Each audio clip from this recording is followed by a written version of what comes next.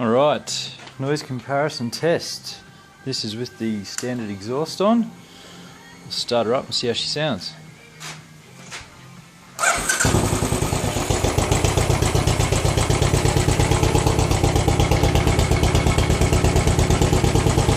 As you can see, this is the standard exhaust with the sports muffler on it, all stock standard from Royal Enfield.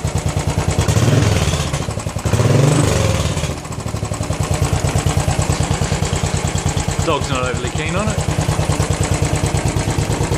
So what we're going to do is put the new exhaust on from Carpy's and the K&N air filter and see how she goes.